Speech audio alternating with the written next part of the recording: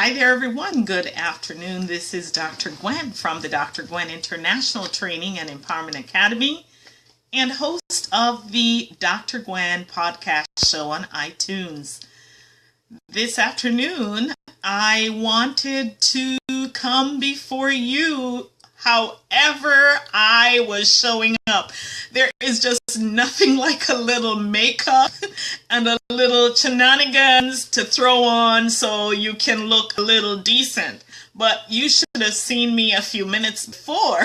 Nothing presentable for the camera, and I'm so grateful and delighted for being able to throw myself together into such a quick day or quick process. Now, in our Empowering Reflections conversation today, we are actually talking about moms, parenting moms, starting your day. And it's quite interesting because I thought about this topic since last week. And it is a topic that I want to talk about, even though my day today did start off like every other day. And it's quite ironic. You see, when I come here and I'm talking to you, I'm presenting whatever is real. The fluff stuff is not something that I like. And I want to just show up as real as I can. And truthfully, today my day did not start as organized as it has in the past. I still have worked out, and believe me, I am going to. And as far as a breakfast, not that great of a breakfast either. But you know what? I'm showing up anyway, and I'm doing the things that I've scheduled to do on point. Started my morning this morning with a slight breathing and meditation to kind of settle myself in the day, right? Because, you know, the tone that you start your day with typically dictates how your day is going to go. You are the person that determines how the quality of your day is going to manifest. And by starting my day in reflection and in meditating and in praying, when I start my day that way, I set a tone already for what it is going to be. And I also set my day in terms of how I'm going to be thinking about the activities that are going to show up, not just in the morning, but for the entire day, and not just that, for the entire week.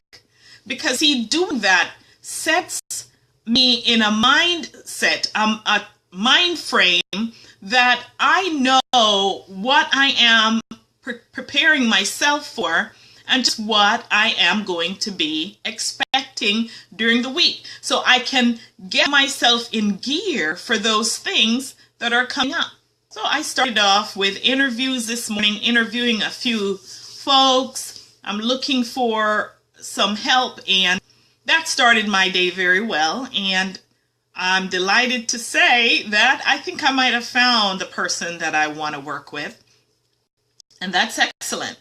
And then I look down my week and I notice there are a couple meetings that are coming up. There are a couple things that are on the agenda.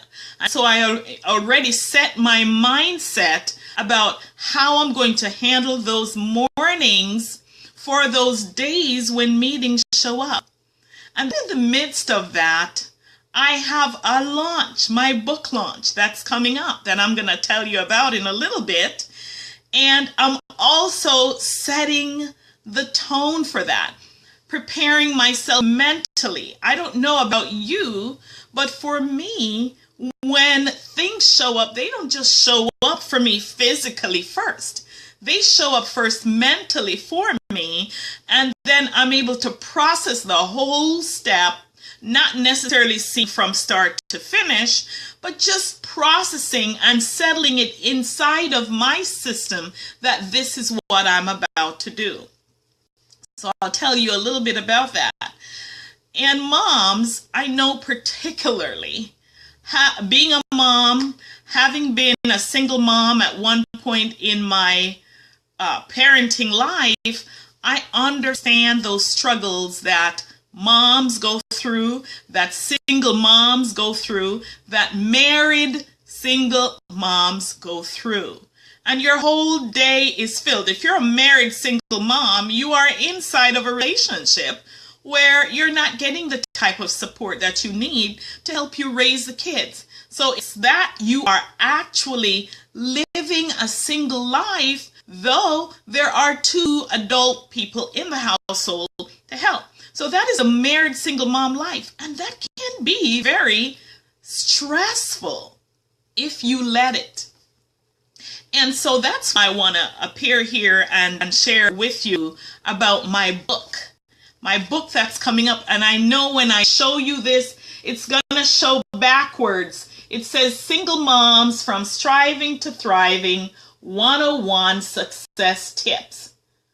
And inside of this book, what I have put in there is research to help to guide your most effective parenting, that when you want to see a certain result in your kids' lives, you understand that style, that how you are going to produce that type of behavior in your kids.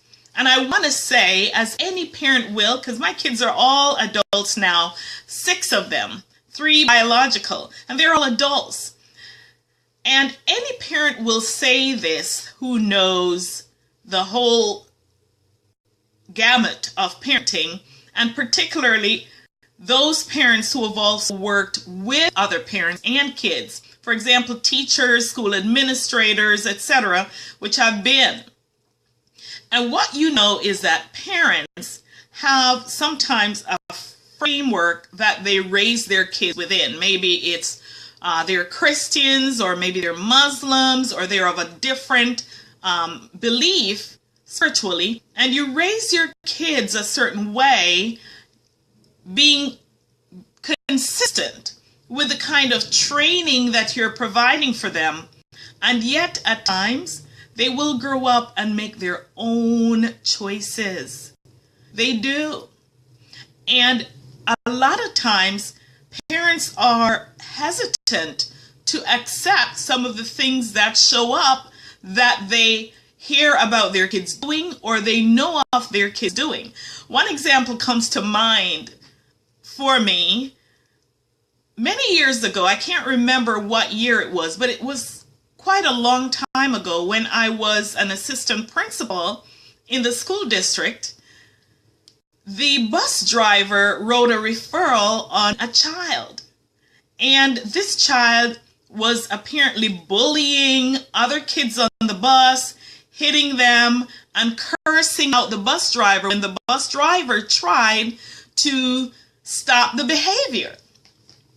Now, in the school district at this time, they had put recordings, like video recorders, on the bus, so that they could not only monitor the bus driver's actions, but all of the kids' actions. So I got the referral in my office, and I sent for the kid in class. So the kid came in, he sits in the chair in my office, and I read the referral, and he denied it. He said, "I didn't do that." And he was serious. He said, "I didn't hit anybody on the bus. I didn't cuss out the driver. I wasn't using profanity, and I wasn't doing anything like that." So now this is time to call for the recording on the bus. So I asked the bus driver to send me the recording of the activities on the bus. And lo and behold, there was the kid being rambunctious, hitting and cursing at the driver and carrying on in a way that even shocked me, because this kid was from a home where he was taught better. So this kid now needs to be suspended, right? And you know, mothers like those, mothers like me, like you, we're going to come to find out what's going on with our kid. So called the mom. Mom came in. In fact, you usually do a phone call on the phone. The mom says, my child did not do that. I know my kid didn't do that. And she started sticking up for her kid and saying how she raised them, and that they are Christians and they do this and do that. So I invited her to come in so she could watch the recording. So mom comes in, popped that video VHS in the video recorder, and the thing started playing. And she saw her kid. Now, I'm going to show you how some people are so much in denial. She saw her kid on the bus. Clearly it was him hitting and using profanity and cursing at the driver. And you know what the mom turned around and said? She said, "That's not my kid." She was serious. I mean, it wasn't like she was saying, "Oh no, that's not the kid I raised. I'm disappointed in him." She goes, "That is not my kid." And like, my jaw literally dropped. I mean, we had a conversation about that afterwards. We couldn't believe the mom was so much in denial. Of course, we as school administrators, we had to do what we had to do. The kid had to go, right? But this is how some parents do. If you are a mom and you are raising your kids and giving them all of the great advice of parenting, you have to understand that sometimes those kids will make choices other than what you have given them.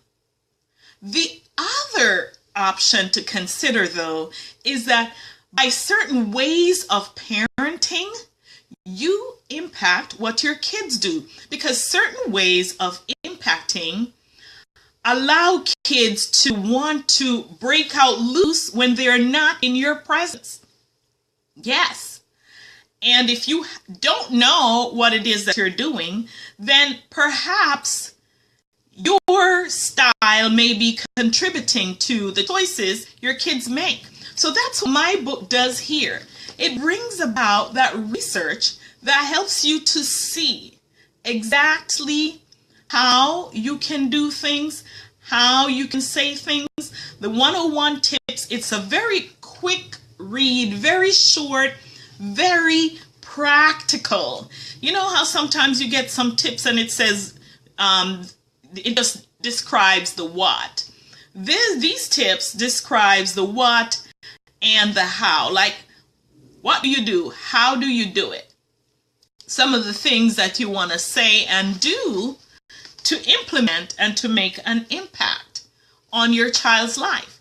So we're having the launch, and I'll be launching next week on the 15th of December. And I'm going to drop a link. I know I typically don't drop the link on the video, but I'm going to drop a link for you to watch a little video. I am so incredibly proud of this video.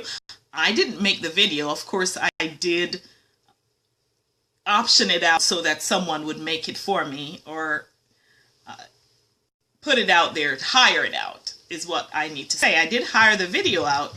However, it is fantastic the way this person did the video and the web page and everything else. So I'm excited about that. So I'm going to share the link, and I'm going to invite you to please share the link with as many single moms, married single moms as you know possible. The book will be available on Amazon by next week, Thursday or Friday. You will hear more about it.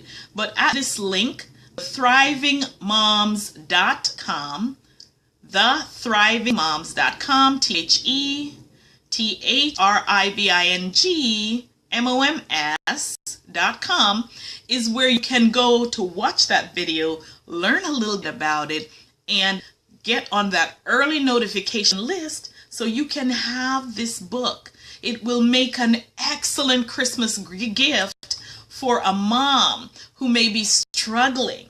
So back to where we started about setting the intentions for your day. Moms, if you really want to help reduce some of the stress factors in your life, and there are 101 tips in here to help you do that, one of the ideas that I'm going to suggest for you is to really start your day with intention and focus. Start off meditating, praying, setting that deliberate intention for how your day is going to look, and purposing in your mind that that is what you are going to do to create that day that you want. And that is the beginning. It's a simple tip, but I can't tell you how relieving it can be if you put that into practice. So once again, thank you so much for joining me. This is Dr. Gwen, empowering lives to live purposefully and passionately. Love you guys.